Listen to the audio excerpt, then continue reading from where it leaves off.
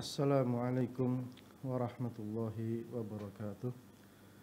Innal hamdalillah nahmaduhu wa nasta'inuhu wa nastaghfiruh wa natubu ilaihi wa na'udzu billahi min syururi anfusina wa min sayyiati a'malina.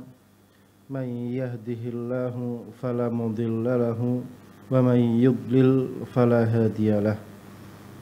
Ashhadu an la ilaha illallah wahdahu la syarika lah wa ashhadu anna nabiyyana Muhammadan abduhu wa rasuluhu la nabiyya ba'dah. Allahumma salli wa sallim wa barik ala abdika wa nabiyyika Muhammadin wa ala alihi wa sahbihi wa man ittaba'ahum bi ihsan ila yaumiddin wa sallama tasliman mazida.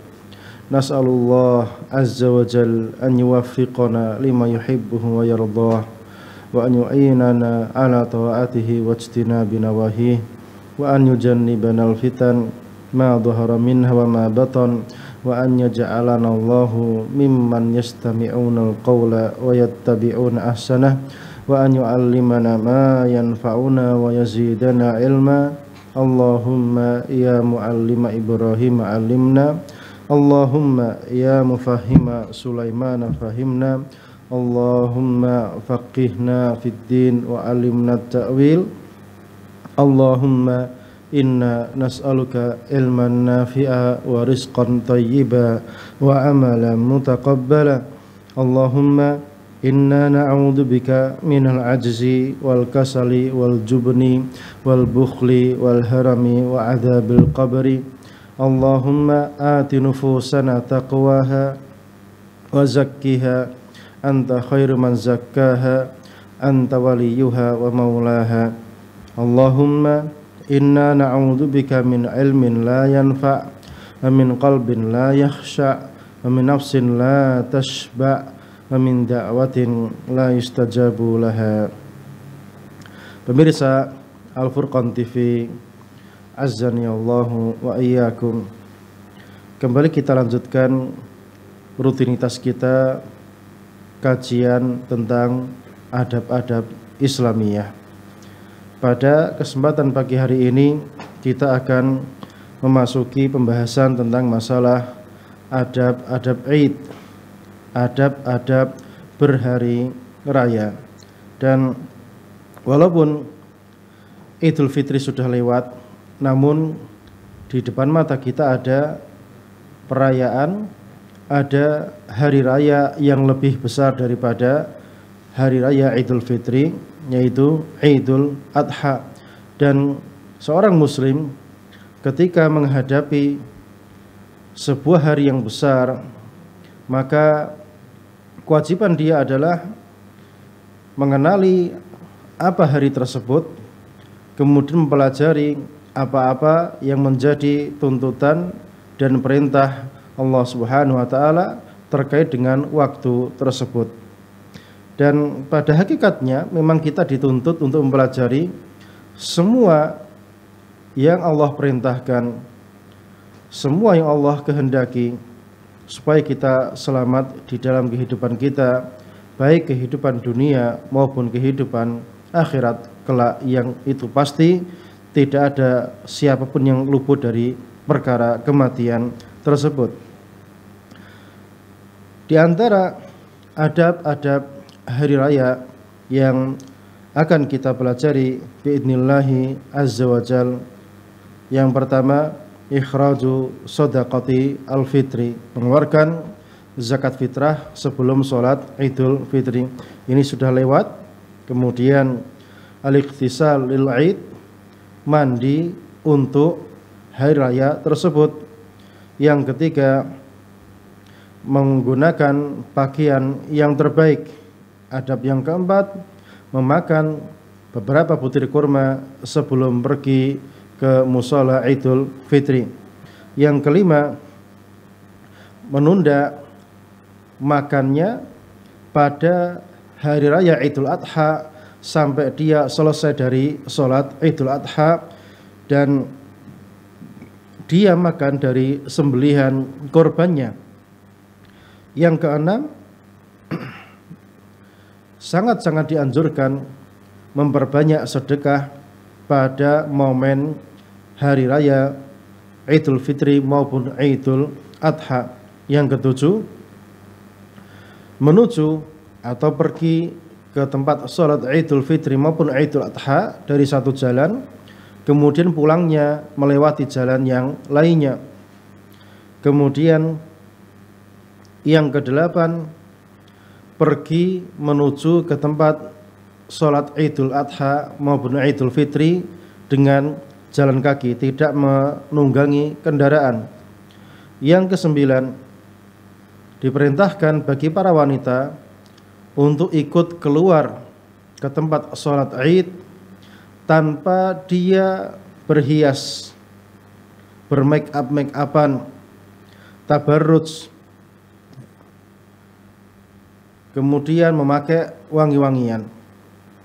Yang ke-10, memperbanyak takbir pada hari raya. Yang ke-11, memberikan ucapan selamat pada momen hari raya tersebut. Yang ke-12, ibadah kurban yang akan kita laksanakan biidznillah azza wajal pada momen hari raya Idul Adha. Yang ke-13,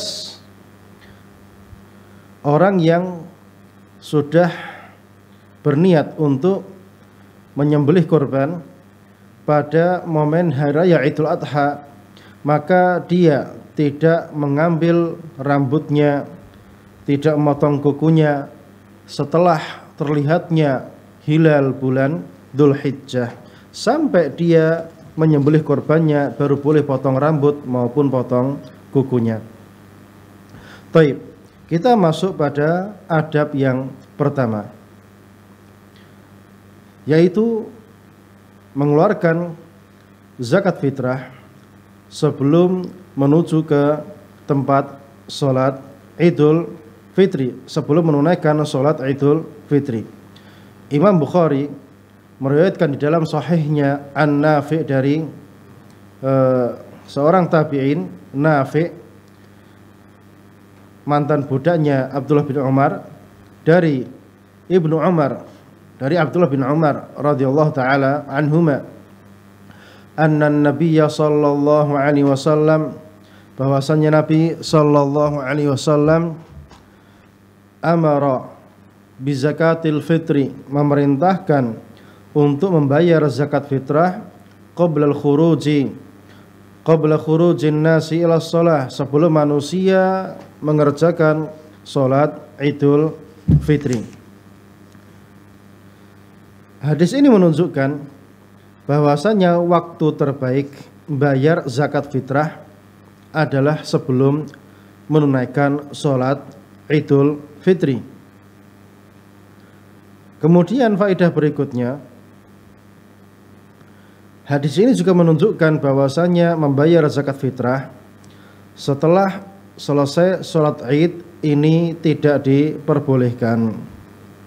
Dan hadis ini juga menunjukkan betapa agama Islam itu agama yang sangat sosial, sangat perhatian kepada sesama, di mana pada hari raya Idul Fitri merupakan momen untuk bersenang-senang, dan orang miskin, orang fakir itu tidak memiliki bahan makanan untuk ikut bersenang-senang pada hari raya tersebut. Maka Islam memerintahkan untuk berbagi-bagi rezeki, berbagi-bagi zakat fitrah, makanan untuk bisa dimakan oleh orang-orang fakir dan miskin, sehingga mereka bisa ikut bersenang-senang pada momen hari raya Idul Fitri tersebut.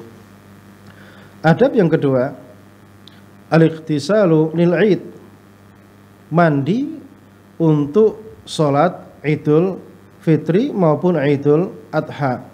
Rawal Baihaqi wa Ibnu Abi Syaibah, Al-Imam Al-Baihaqi rahimahullah ta'ala dan Imam Abdullah bin Abi Syaibah meriwayatkan sebuah hadis bisanadin sahih, dengan sanad hadis yang sahih. An Zadan, dari Zadan, Qala, beliau berkata, Sa'ala rajulun 'aliyan radhiyallahu ta'ala anhu 'anil ghusli. Ada seseorang bertanya kepada Ali radhiyallahu ta'ala anhu tentang masalah mandi ini. Qala, maka Ali berkata, Iqtasil kulla yawmin in syi'ta. Ya, silahkan mandi setiap hari kalau kamu mau. Faqala, maka si penanya tadi berkata, lal ghuslul ladzi huwal ghusl. Maksudnya bukan mandi yang itu. Qala, maka Ali menjawab lagi, yaumul jum'ah. Ya, kalau gitu mandi yang hari Jumat. Wa yaumul Arafah, dan hari Arafah. Wa yauman nahri, dan hari Nahr atau hari raya Idul Adha. Wa yaumul fitri, dan hari raya Idul Fitri. Yang bisa kita ambil faedahnya dari hadis tadi adalah hadis ini menunjukkan perintah sangat dianjurkannya untuk mandi pada momen hari raya Idul Fitri maupun Idul Adha sebelum datang ke musola. Kemudian faedah berikutnya, jadi mandi yang seperti ini juga diperintahkan pada hari Jumat maupun hari Arafah. Dan hadis ini menunjukkan kesempurnaan agama kita, mengajak, memerintahkan kepada kebersihan, penampilan yang oke. Itu salah satu sisi kesempurnaan agama Islam. Jadi masalah penampilan aja diatur dalam agama Islam. Masalah kebersihan juga diatur dalam agama Islam. Betapa sempurnanya agama yang kita anut ini. Kok bisa-bisanya ada orang yang tidak bangga dengan agama Islam, melabelinya dengan istilah-istilah yang membuat manusia lari dari agama Allah Subhanahu wa ta'ala. Maka seperti mereka akan mempertanggungjawabkan perbuatannya dan ucapannya di hadapan Allah Subhanahu wa ta'ala, tidak akan luput. Maka bersabarlah wahai kaum muslimin terhadap gembong-gembong munafik tersebut. Ada waktunya, tidak mungkin luput dari keadilan Allah Subhanahu wa ta'ala. Kemudian adab yang ketiga, lubsu ahsanith thiyab, memakai pakaian yang terbaik. Rawat Tabrani fil Awsat, Al-Imam At-Tabrani meriwayatkan sebuah hadis dalam kitab Al-Awsat bi sanadin hasan, dengan sanad yang hasan, an Ibnu Abbasin radhiyallahu taala anhuma, dari Ibnu Abbas radhiyallahu taala anhuma, annahu qala, bahwasanya beliau berkata, kana Rasulullah sallallahu alaihi wasallam, adalah Rasulullah sallallahu alaihi wasallam, yalbasu yaumal idi, memakai pakaian pada hari Id, burdatan hamra. Burdah itu pakaian yang apa? Yang mukhattat, yang ada garis-garisnya. Hamra yang warnanya merah, ya, yang warnanya merah. Ini hadisnya hasan.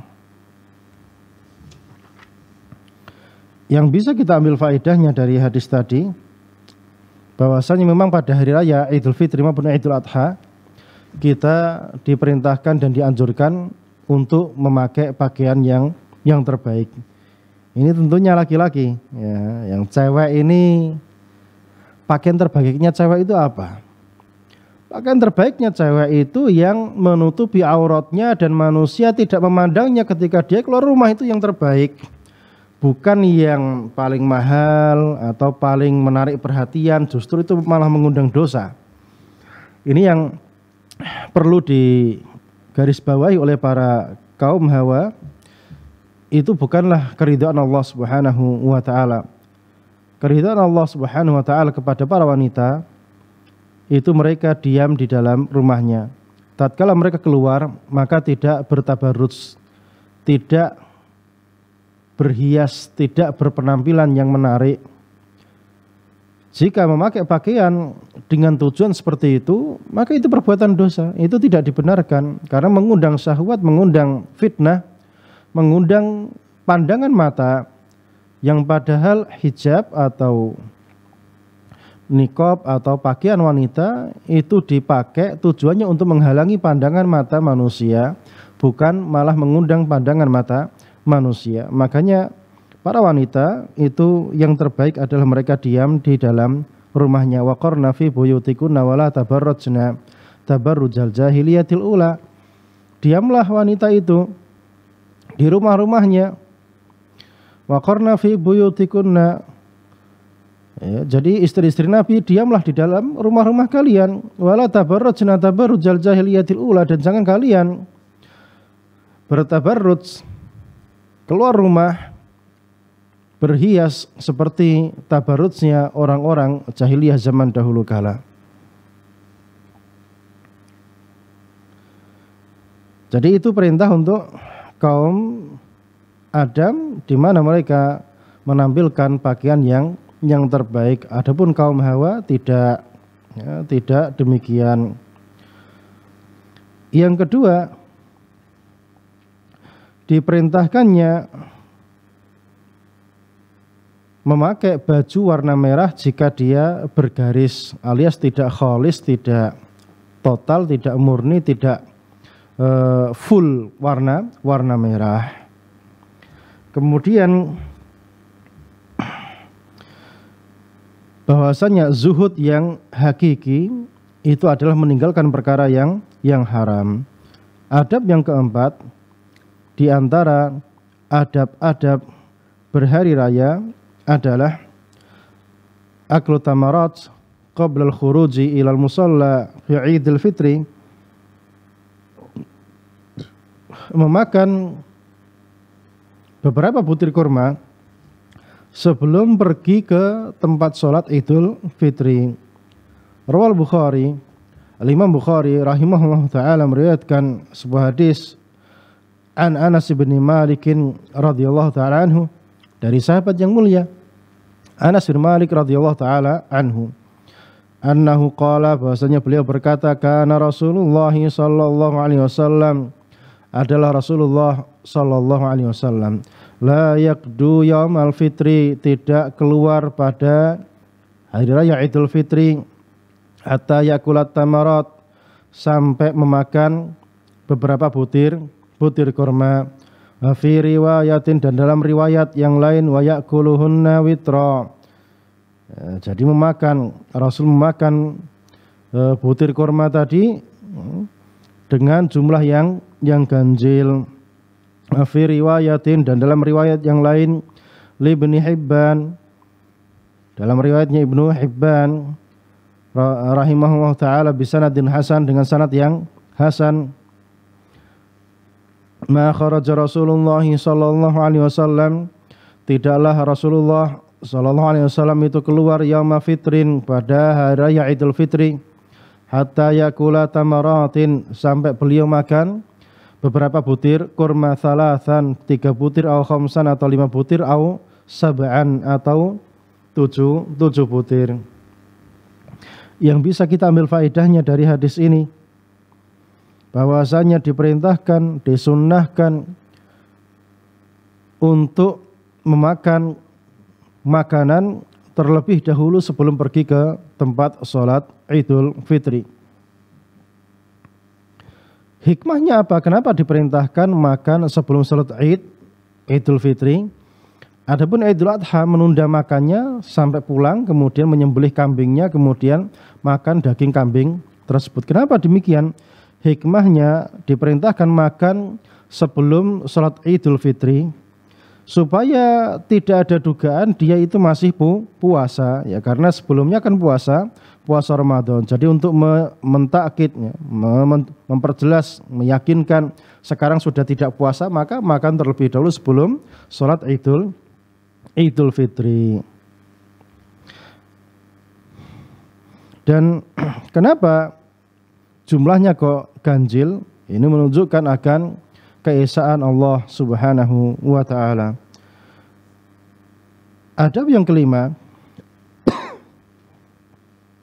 Takhirul fitri fi Idul Adha, menunda makan paginya tadi pada hari raya Idul Adha, hatta yarji'a minal musalla, sampai dia kembali dari tempat sholatnya, fayakul min udhiyatihi, sehingga dia makan dari hewan kurbannya. Rawat Tirmidzi, jadi Imam Tirmidzi rahimahullahu ta'ala meriwayatkan sebuah hadis bisanadin hasan, yang sanadnya ini hasan, an Buraidah radhiyallahu ta'ala anhu, dari sahabat yang mulia Buraidah radhiyallahu ta'ala anhu, annahu qala, bahasanya beliau berkata, kana Nabi sallallahu alaihi wasallam, adalah Nabi sallallahu alaihi wasallam, la yakhruju yaumal fitri, tidaklah beliau keluar pada hari raya Idul Fitri, hatta yat'am, sampai beliau makan terlebih dahulu, baru kemudian keluar ke tempat sholat Idul Fitri.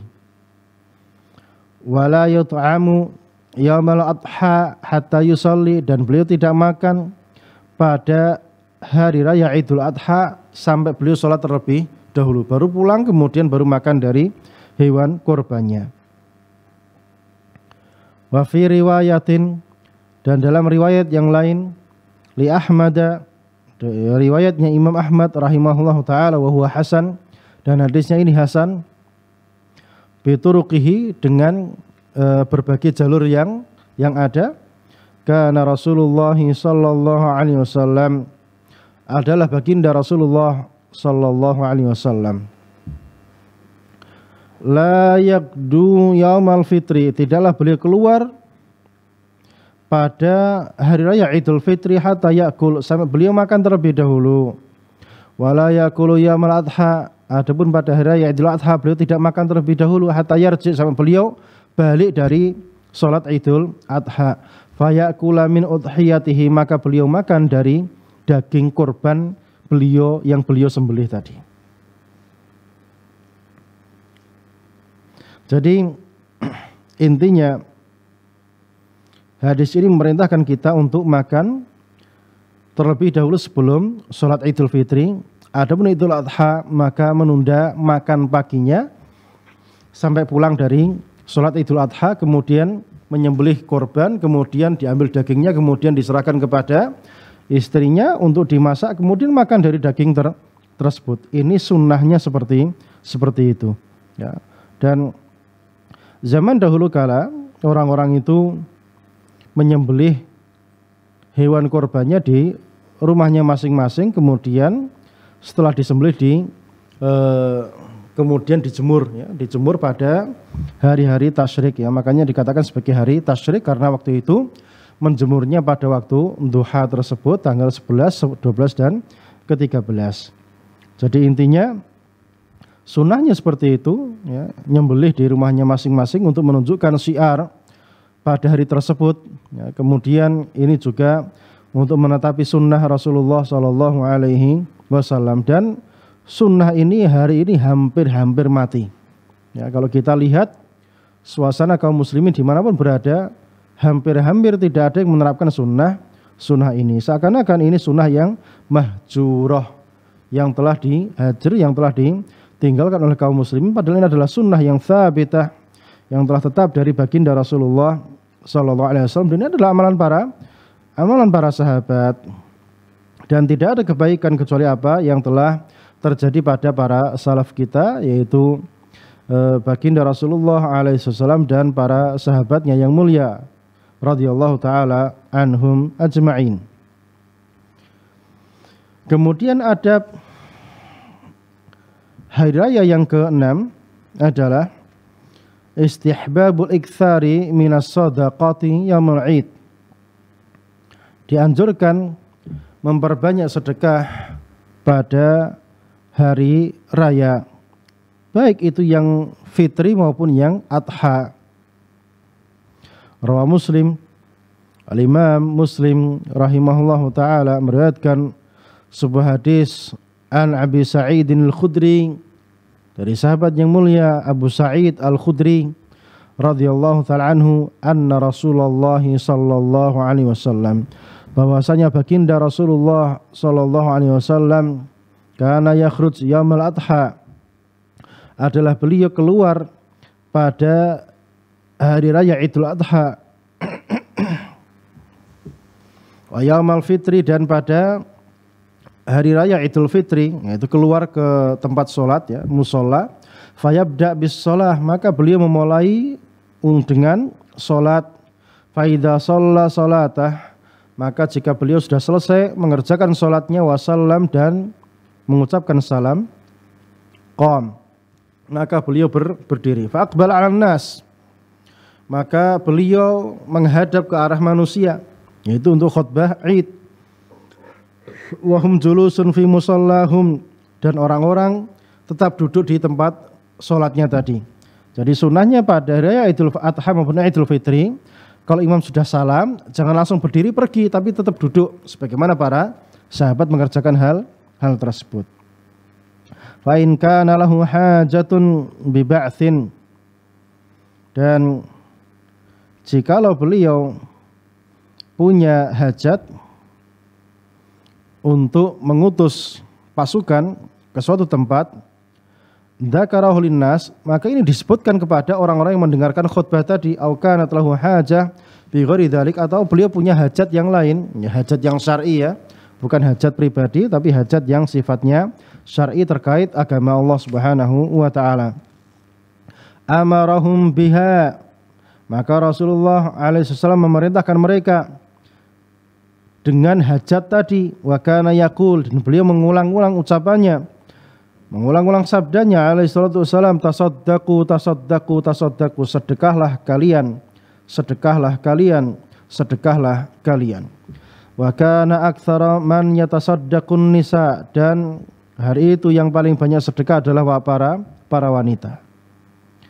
Fi riwayatin, dan dalam riwayat yang lain, li Ibnu Majah, riwayat Ibnu Majah radhiyallahu rahimahullahu taala bi sanadin sahih, dengan sanad yang sahih, an Abi Sa'idin Al-Khudri, dari sahabat yang mulia Abu Sa'id Al-Khudri radhiyallahu taala anhu, annahu qala, bahwasanya beliau berkata, kana Rasulullah sallallahu alaihi wasallam, adalah Rasulullah sallallahu alaihi wasallam, yakhruju yaumal Id, beliau keluar pada hari raya Idul Adha maupun Idul Fitri, wa yusalli bin nas, maka beliau mengimami manusia salat rakaatain, 2 rakaat, thumma sallim, kemudian beliau mengucapkan salam, fayaqifu ala rijlaihi, maka beliau berdiri dengan kedua kakinya, fayastaqbilun nas, maka beliau menghadap kepada manusia, wahum julus, dan mereka duduk. Fayaqul, maka beliau bersabda, tasaddaqu tasaddaqu, sedekahlah kalian, sedekahlah kalian. Fa aktsar man yatasaddaq an nisa, maka yang paling banyak sedekah adalah para wanita, bil qurat, dengan anting-anting mereka, wal khatam, dan cincin-cincin mereka, ya, cincin yang di sebelah sini atau di jari ini. Wasyai, dan sesuatu yang lain. Wa fi riwayatin, dan dalam riwayat yang lain, lil Bukhari, riwayat Imam Bukhari rahimahullah taala, an Abi Sa'id Al-Khudri, dari sahabat yang mulia Abu Sa'id Al-Khudri radhiyallahu taala anhu, annahu qala, bahwasanya beliau berkata, kharaja Rasulullah sallallahu alaihi wasallam, Rasulullah sallallahu alaihi wasallam keluar, fi adha, pada hari raya Idul Adha, au fitrin, atau hari raya Idul Fitri. Tsumma saraf, kemudian beliau pergi ilal musalla, ke tempat salat. Fawa'adun nas, maka beliau memberikan mau'idah, wejangan, nasihat kepada manusia. Wa amarahum bis sadaqah, dan merintahkan mereka untuk membayar sedekah, untuk berbanyak sedekah. Faqal, maka beliau bersabda, ayyuhan nas tasaddaqu, wahai para manusia, sedekahlah kalian. Famarra 'alan nisa, maka beliau melewati para wanita. Faqala, lantas bersabda, Ya ma'syaran nisa, wahai para wanita, tasaddaqna, sedekahlah kalian, fa inni ra'aitukunna, sungguh aku melihat kalian, aktsara ahlin nar, ternyata mayoritas penduduk neraka adalah kalian. Faqulna, maka mereka bertanya, heran, wa bima dzalika ya Rasulullah, kok bisa begitu wahai baginda Rasulullah sallallahu alaihi wasallam? Qala, maka Rasul menjawab, tukthirna la'na, kalian ini suka banyak melaknat, wa takfurnal ashir, dan kalian banyak mengingkari nikmat yang kalian dapatkan dari suami-suami kalian. Ma ra'aitu min naqisati aqlin wa dinin, tidaklah aku pernah melihat manusia yang akal dan agamanya ini kurang. Adhab lilubbir rajul, yang tidak bisa dibandingkan dengan para lelaki. Para lelaki ini masih bisa menahan emosinya, akalnya masih bisa dipertahankan. Kalau wanita ini sangat mudah akalnya ini pergi, tidak mampu menahan emosinya. Al-hazim, laki-laki yang mampu menahan emosinya. Min ihdakunna, daripada kalian ini, ya ma'syaran nisa, wahai para wanita. Thumma sarafa, kemudian Nabi alaihi salatu wasallam pergi. Falamma sara ila manzilih, maka tatkala beliau sudah sampai ke rumahnya, ja'at Zainabu, maka datanglah Zainab, imra'atu ibni Mas'ud, istrinya Abdullah bin Mas'ud radhiyallahu taala anhuma. Tasta'dinu alaihi, minta izin kepadanya. Faqila, maka dikatakan, ya Rasulullah, wahai Rasulullah, hadhihi Zainab, ini Zainab datang. Faqala, maka Nabi bertanya, ayu Zayanib, Zainab yang mana dulu? Faqila, maka dikatakan, imra'atu ibni Mas'ud, oh istrinya Abdullah bin Mas'ud. Qala, maka Nabi berkata, na'am, ya, idzanu laha, izinkan dia masuk. Fa'udhina laha, maka diizinkan kepadanya. Faqalat, maka Zainab lantas berkata, ya Nabi Allah, wahai Nabi Allah, innaka amartal yauma, hari ini engkau telah memerintahkan bisadaqah, untuk bayar sedekah. Wa kana indi huli, ya, ternyata aku punya perhiasan. Li, ini milikku, ya, bukan milik suamiku. Fa aradtu an atasaddaq bih, maka aku ingin mensedekahkan perhiasan ini. Fa za'ama Ibnu Mas'ud annahu wa waladahu ahaqqu, dan Abdullah bin Mas'ud dan anaknya mengklaim dia lebih berhak. Man tasaddaqtu bih, orang yang paling berhak mendapatkan sedekahku ini. Alaihim, daripada mereka. Faqala Nabi sallallahu alaihi wasallam, maka baginda Nabi sallallahu alaihi wasallam bersabda, Shadaqa Ibnu Mas'ud zaujuki, ya benar ucapan suamimu itu Abdullah bin Mas'ud, wa waladuki, dan anak kamu, ahaqqu man tasaddaqti bihi alaihim, adalah orang yang paling berhak mendapatkan sedekah dari anti. Jadi kalau ada seorang istri, dia punya fulus banyak, ya, dan suaminya ini miskin dan dia pengen sedekah, maka nomor satu yang paling berhak mendapat sedekah dia siapa? Suaminya. Adapun suami dia bersedekah, maka tidak kepada istrinya, ya, karena istrinya adalah tanggung jawab dia, ya. Kalau suami kan bukan tanggung jawabnya si istri. Makanya kalau istri pengen sedekah, maka nomor satu siapa yang dipikirkan? Suami dan anaknya. Apalagi kalau dalam kondisi miskin. Yang bisa kita ambil faedahnya dari hadis-hadis tadi, di antaranya adalah istihbab salatul Id fil khala. Ya, dianjurkan mengerjakan sholat Id itu di tempat yang ada di luar kampung. Khola itu tanah lapang yang dia ada di luar kampung, tidak ada di dalam perkampungan. Ini hukum asalnya.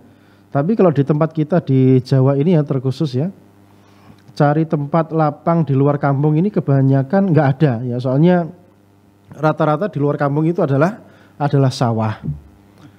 Dan kalau ada lapangan pun biasanya lapangannya juga agak becek ya, karena dia tanah yang dipakai untuk bercocok tanam itu. Jadi kalau ada tanah di luar kampung yang sudah diratakan pakai pedal, dipakai tanahnya tidak becek, maka itu yang paling afdol. Ya, itu yang paling afdol. Dan kalaupun itu tidak ada, ya maka di masjid-masjid Allah Subhanahu wa taala. Jadi yang paling afdol itu adalah di musola atau khola atau tanah lapang yang ada di luar perkampungan. Itu yang terjadi pada zaman dahulu kala. Beliau senantiasa keluar ke khola, keluar ke tanah lapang yang di luar kampung, di luar perkampungan. Kalau di sini alhamdulillah di Mahat kita ini, lapangan yang kita pakai sholat Id ini memang dia posisinya di luar kampung. Cuma sekarang terjadi perluasan koloni manusia, maka seakan-akan ini sekarang menjadi pusat peradaban yang ada di kawasan sini. Kemudian faedah berikutnya, bahwasanya pada momen hari raya itu yang paling afdal bukan bermain-main ya.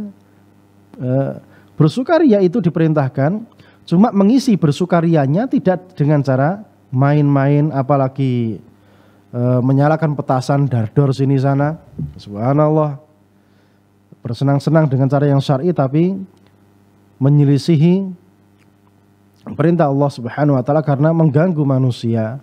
Maka bukan pahala yang dia harapkan, tetapi yang diharapkan adalah kemurkaan Allah musta'an. Jadi pada momen hari raya tersebut kita diperintahkan memperbanyak amal soleh, terutama memperbanyak sedekah. Ini yang paling dianjurkan. Jadi pada momen hari raya tersebut kita diperintahkan berbahagia, bersenang-senang, bersukaria. Dan kita tambah lagi dengan sedekah, ini menambah apa? Menambah kebahagiaan di atas kebahagiaan. Dan tentunya ini perkara yang sangat baik. Kemudian yang ketiga, bahwasanya salat Id itu sebelum khutbah. Dan dalil-dalil yang ada menunjukkan perkara seperti itu. Kemudian yang keempat, dianjurkan mengulang-ulang kalimat yang penting di dalam khutbah. Sedekahlah kalian, sedekahlah kalian, sedekahlah kalian. Maka kalimat sedekah ini kalau bisa diulang-ulang pada hari raya Idul Fitri maupun Idul Adha. Karena dia perkara yang penting. Kemudian yang kelima, adanya mau'idah khusus bagi para wanita pada khutbah Id, baik Idul Fitri maupun Idul Adha. Ya, karena ini yang terjadi pada zaman tersebut, dan kebaikan khairiyah itu adalah kita mengikuti apa yang terjadi pada zaman itu. Dan pada zaman itu Nabi keluar, kemudian memberikan mau'idah, nasihat, dan memberikan nasihat yang khusus kepada para wanita. Sedekahlah kalian, karena aku melihat sesungguhnya yang paling banyak menjadi penduduk penghuni neraka adalah para wanita. Kemudian di dalam hadis tadi adanya takrir, adanya sikap kita untuk mengakui, mengimani adanya siksa neraka. Dan ternyata yang paling banyak menjadi penghuni neraka adalah para wanita. Allah musta'an. Karena banyak faktor yang menyebabkan para wanita itu masuk ke dalam neraka. Sangat mudah masuk ke dalam neraka, dan sangat mudah pula bagi dia untuk masuk ke dalam surga. Mengerjakan sholat 5 waktu, puasa wajib, melayani suaminya, ini sudah cukup bagi dia untuk masuk ke dalam surga. Adapun memperbanyak laknat, ya, tidak terima dengan pemberian suaminya, ya akhwati, wahai para akhwat, menikah itu ibadah, ya, bukan masalah cinta-cintaan. Ya.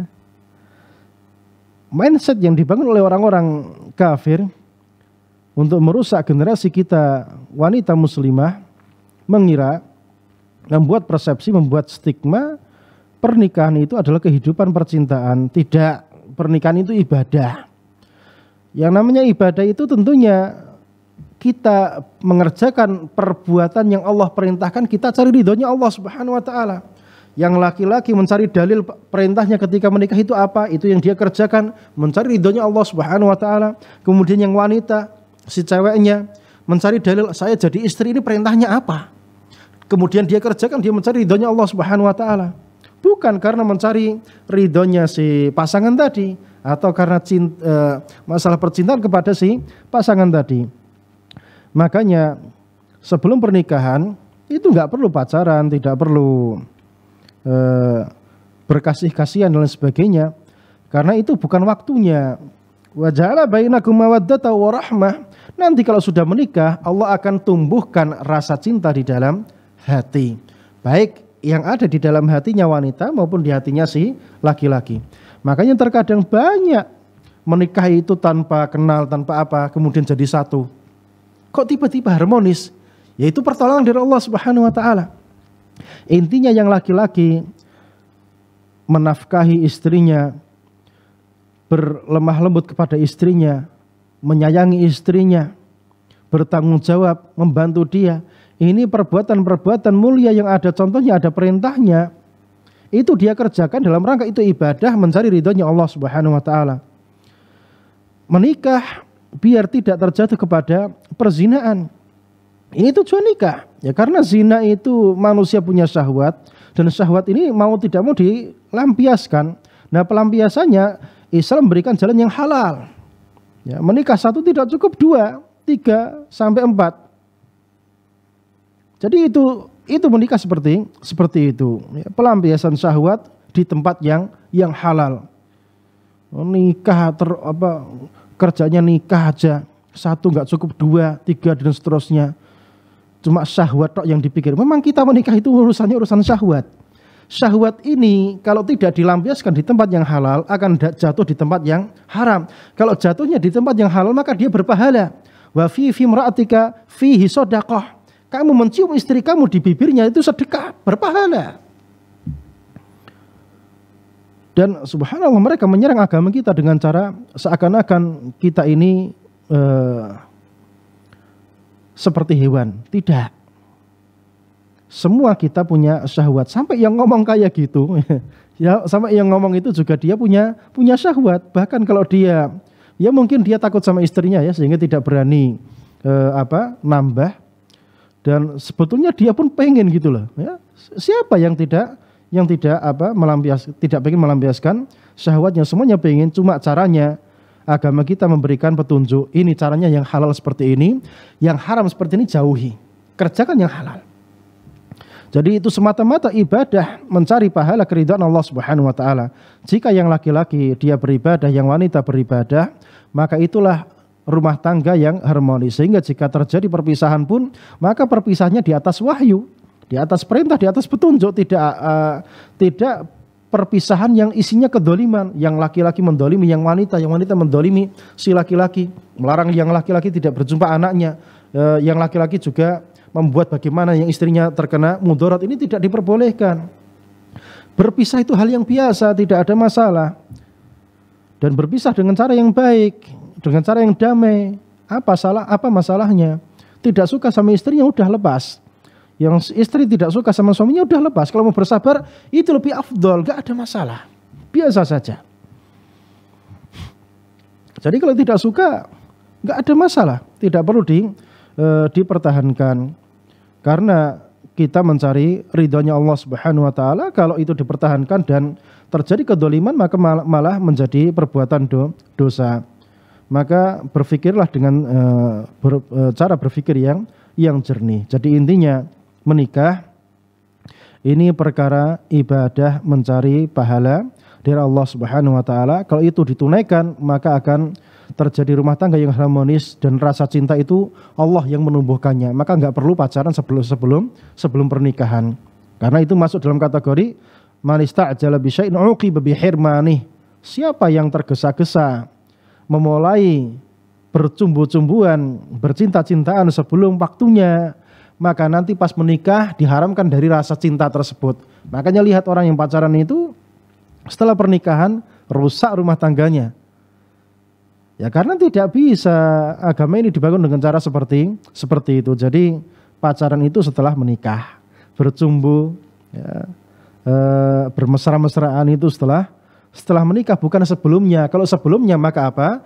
Tunggu tanggal mainnya. Man ista'jala bi syai'in uqiba bi hirmani. Siapa yang tergesa-gesa, terburu-buru, mendahului sebelum startnya atau waktunya, maka nanti setelah masuk waktunya, setelah bendera dikibarkan, akan dihalangi dari perkara yang dia inginkan tersebut. Kemudian hadis tadi juga menunjukkan betapa para sahabiat itu mereka begitu cepatnya mereka itu mengerjakan perintah Rasulullah Sallallahu Alaihi Wasallam. Dan ini tidak hanya para sahabat wanita saja, semua sahabat.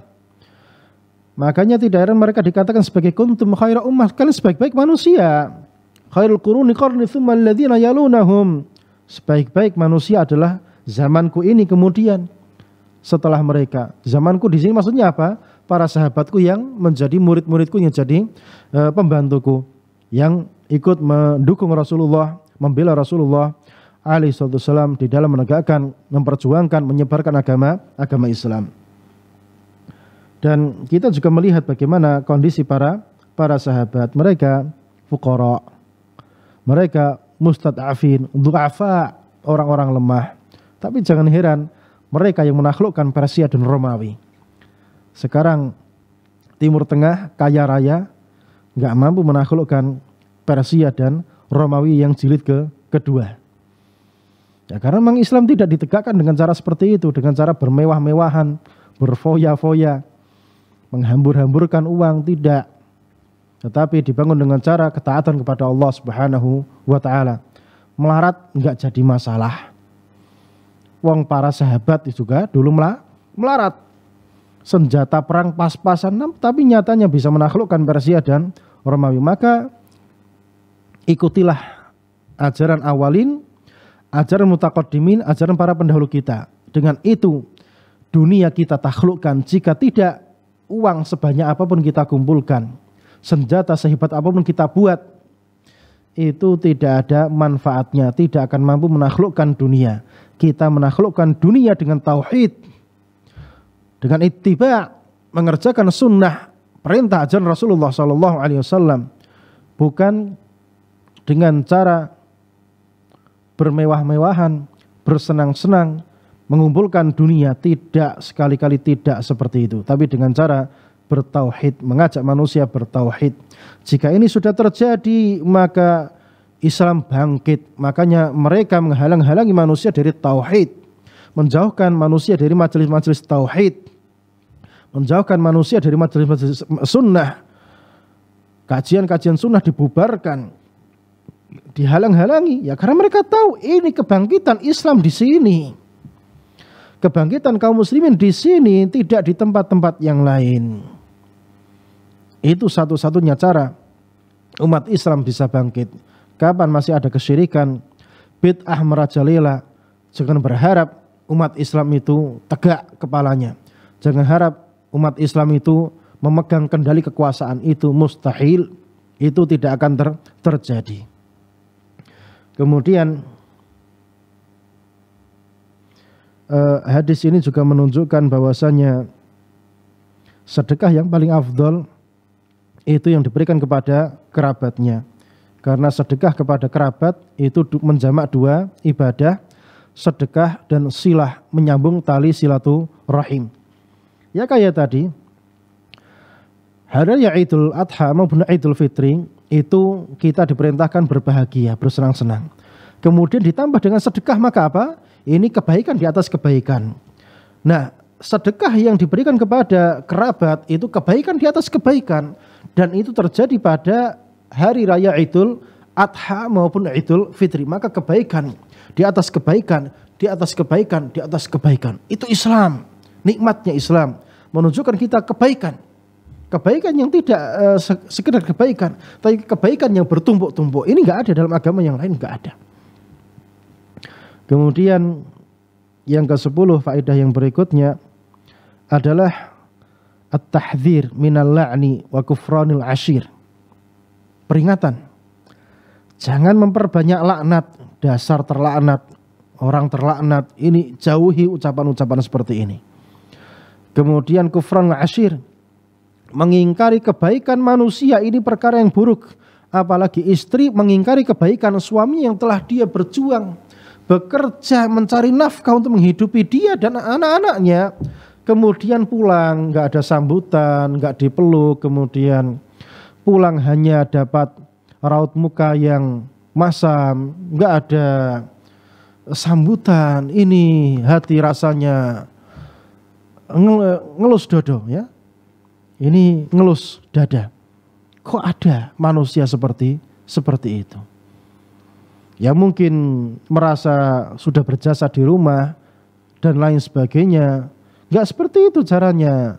Yang laki-laki juga mengapresiasi istrinya, Masya Allah sudah bersih-bersih rumah, sudah cuci baju, masak dan sebagainya, diapresiasi. Yang wanita pun juga jangan pelit, apresiasi sama suaminya.